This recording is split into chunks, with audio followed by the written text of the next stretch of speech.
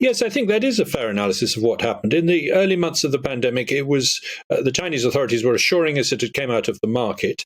I was convinced by that. I read some papers dismissing the possibility of a lab leak based on various arguments, and I went around telling people that it was very unlikely. Then in May of 2020, the Chinese admitted that none of the animals in the market had tested positive. And at the same time, it became clear that the virus was surprisingly well adapted to infecting human beings. And a lot of other evidence began to fall into place that made me question whether or not the lab leak needed to be looked at again. And I've ended up co-authoring this book with Alina Chan. And we have both become convinced over the past 18 months that, while we can't be sure either way, a lab leak is slightly more likely at this point.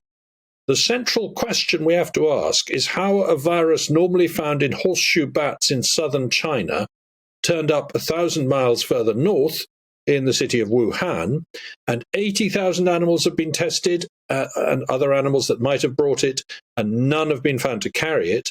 And one animal we know did carry it all the way from southern China to Wuhan, and that was a scientist, because they were searching the bat caves of southern Yunnan, bringing them back to the biggest bat coronavirus research lab in the world, in the city of Wuhan, doing experiments there that need to be looked at very carefully, because a lot of them did produce more dangerous viruses as a result of experiments.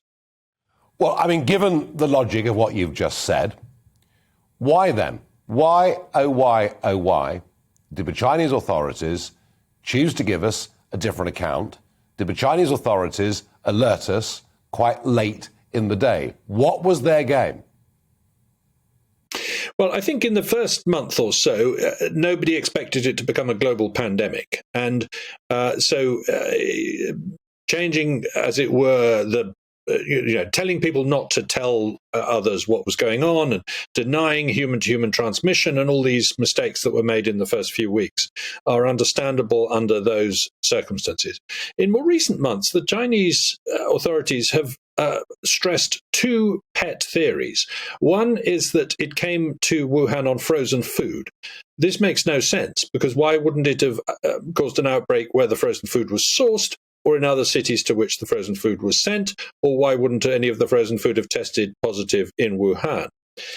Their other theory, which one of the Foreign Office spokesmen started talking about a few weeks ago, is that yes, it did come from a laboratory.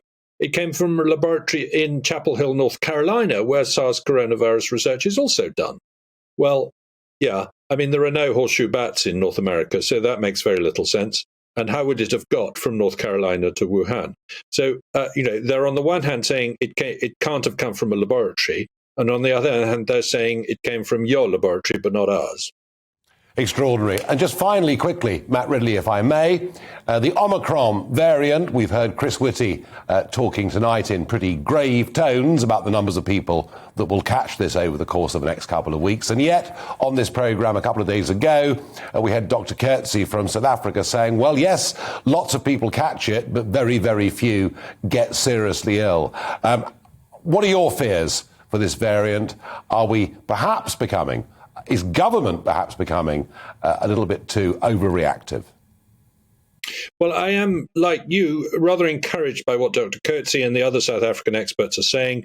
The death rate in South Africa has fallen pretty dramatically while Omicron has been spreading, and that is encouraging. It looks to me like it is a milder form, but I can't be sure of that. On the other hand, it is so infectious that vast numbers of people probably will get it in the next couple of weeks, and that might mean significant increases in hospitalizations and deaths. But with luck, this is, as it were, the last twist in the virus becoming a milder thing like the common cold.